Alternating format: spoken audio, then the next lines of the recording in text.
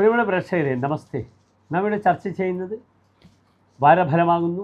ഈ ആഴ്ച നാം ചർച്ച ചെയ്യുന്നത് 1200 കർക്കിടക മാസം 5-ാം തീയതി തിങ്കളാഴ്ച, അതായത് 2025 ജൂലൈ 21-ാം തീയതി തിങ്കളാഴ്ച മുതൽ ഒരു വാരക്കാലത്തേക്കുള്ള കർക്കിടക മാസം 11-ാം തീയതി വരെയുള്ള ജൂലൈ മാസം 28-ാം തീയതി വരെയുള്ള ഒരു വാരക്കാലത്തെ ഫലമാണ് നാം ചർച്ച ചെയ്യുന്നത്.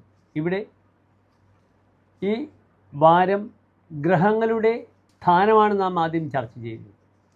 മേടൻ രാശിയിൽ ഗ്രഹങ്ങളൊന്നുമില്ല.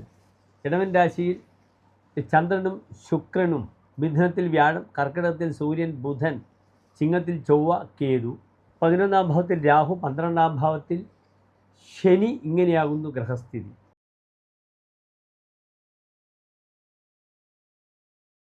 അവിട്ട നക്ഷത്രത്തിൻ്റെ അവസാനത്തെ 30 നാഴിക, ചതയം പുരൂരുട്ടാതി നക്ഷത്രത്തിൻ്റെ ആദ്യത്തെ 45 നാഴിക വരുന്ന 2.25 നക്ഷത്ര സമൂഹമാകും കുംഭം രാശി. കുംഭൻ രാശിക്കാരുടെ ഗ്രഹസ്ഥിതി: രാശിയിൽ രാഹു, 2-ൽ ശനി, 4-ാം ഭാവത്തിൽ ശുക്രനും ചന്ദ്രനും, 5-ാം ഭാവത്തിൽ വ്യാഴം, 6-ാം ഭാവത്തിൽ സൂര്യനും ബുധനും, 7-ൽ ചൊവ്വ, കേതു.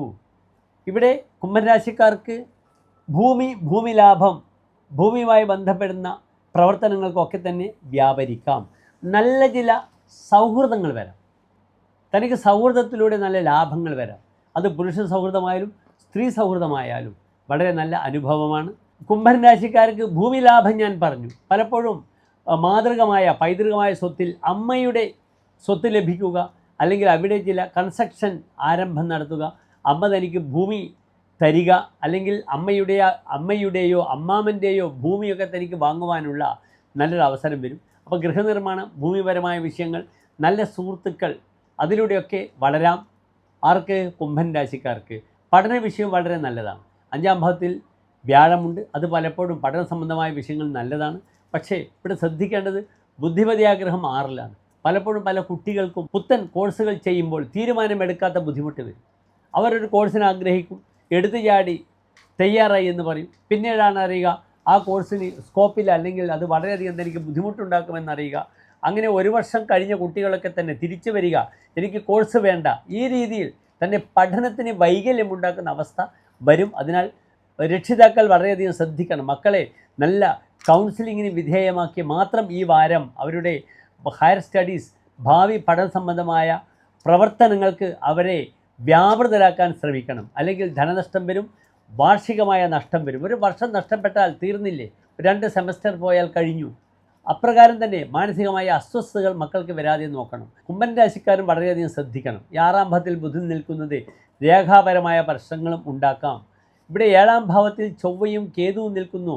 വിവാഹ പതിയായ ആദിത്യൻ 6-ൽ നിൽക്കുകയാണ്.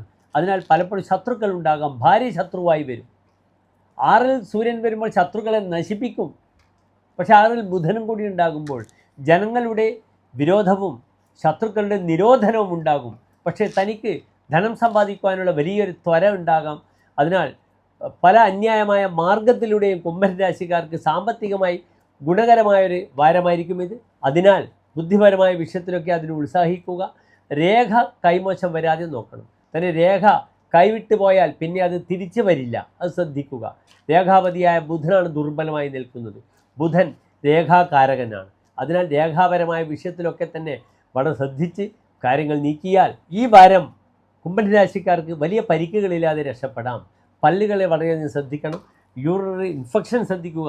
സ്ത്രീകളായാൽ, പുരുഷന്മാർക്കായാൽ തന്നെ യൂറോളജിയുമായി ബന്ധപ്പെടുന്ന ക്ലേശങ്ങൾ വരാം, ശ്രദ്ധിക്കുക. എല്ലാ കുംഭൻ രാശിക്കാർക്കും ശോഭനമായ നല്ലൊരു വാരത്തെ പ്രാർത്ഥിക്കുന്നു. നന്ദി, നമസ്കാരം.